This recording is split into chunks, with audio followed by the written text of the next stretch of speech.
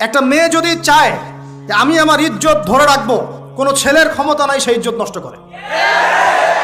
এটাই সত্য কথা। আমার স্ত্রী এই কথাটা খুব জোরালোভাবে আমাকে বলে। আমি যখন রাস্তায় হাঁটবো, আমি যদি চাই তাহলে কোনো ছেলে আমার কাছে ঘেঁষতে পারবে না। আমি সুযোগ দিলে তখন ঘেঁষতে পারবে।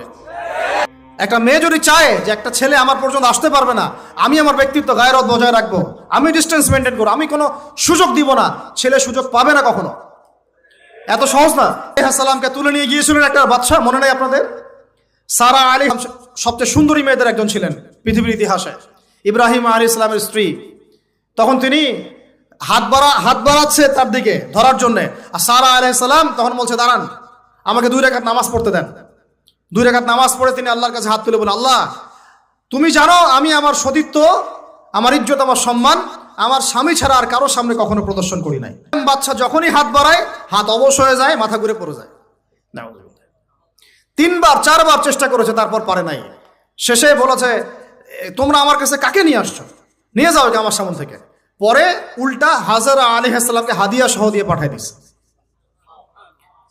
একটা মেয়ে চাইলে তার ইজ্জত সম্মান এভাবে রক্ষা করতে পারে।